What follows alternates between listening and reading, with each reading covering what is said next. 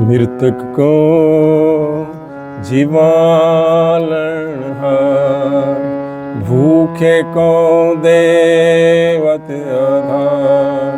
सर्वनिधान जाकी दृष्टि माहे, पूर्व लिखे का लहना पाहे।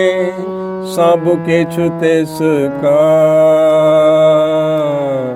हो करने जोग, तिस बिन दूसर हो न होग। जप जन सदा सदा दिन रैणी, सब ते निर्मल करणी। कर कृपा जिसको नाम दिया, नानक सो जन निर्मल थिया। मृतक को जीवालनहार, भूखे को देवत आधार। सर्वनिधान जाकी दृष्टि माहे, पूर्व लिखे का लहना पाहे। सब किछ तिस कायो करने जोग, तिस बिन दूसर हो न होग। जप जन सदा सदा दिन रैणी, सब ते निर्मल करणी। कर कृपा जिसको नाम दिया, नानक सो जन निर्मल थिया।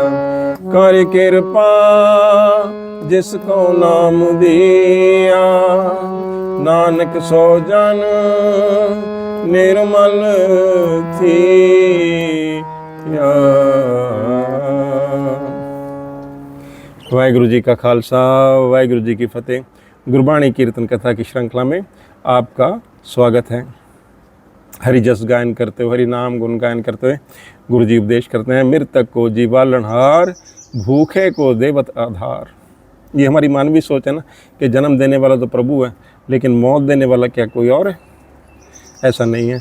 जो जीवन दे रहा है, लेना उसी की तो अमानत है ना। जो जीवन देता है वही फिर अपना वापस जीवन ले भी लेता है। ये प्रभु की एक ओंकार की लीला है, दूसरा तो कोई है ही नहीं, एक ओंकार ही है। और उसकी लीला बड़ी अपरंपार है।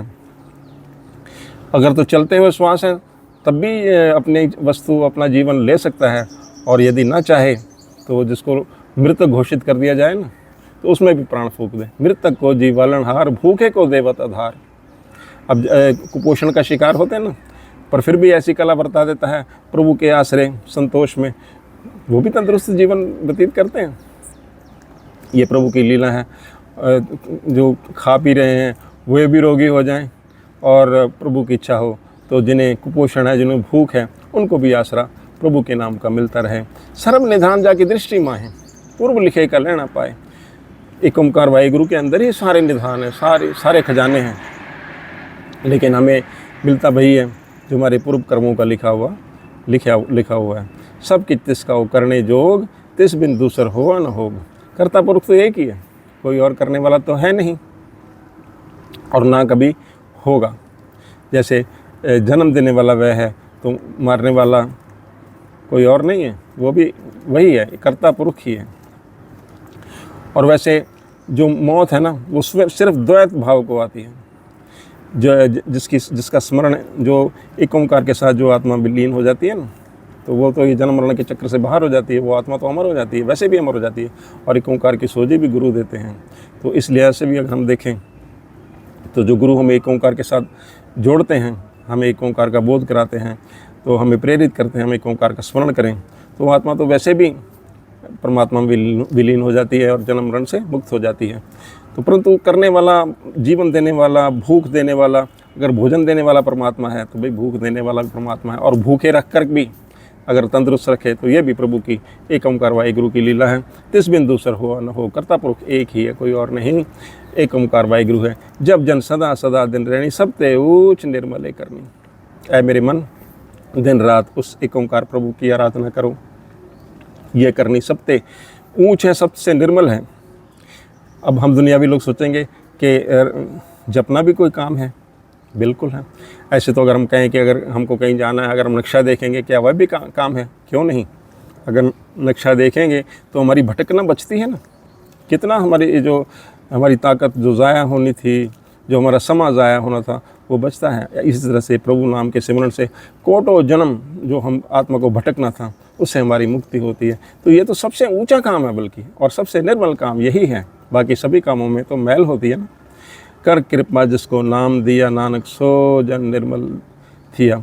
और सभी चीज़ें माया में, हर एक चीज़ में मैल होती है कुछ ना कुछ, परंतु जब प्रभु कृपा करें और हरि नाम बख्श दें आत्मा को, तो यह अमृत रूप है। और इससे आत्मा तो निर्मल होती है, परमात्मा में विलीन होती है, और वो व्यक्ति भी एक निर्मल जीवन व्यतीत करता है। ऐसा गुरु जी उपदेश करते हैं। इसी के साथ दास को आज्ञा बख्शें, हुई गलतियों के लिए दास क्षमा का प्रार्थी है। अरदास करें कि कीर्तन कथा की श्रृंखला आगे भी इसी तरह से चलती रहे। वाहिगुरु जी का खालसा, वाहिगुरु जी की फतेह।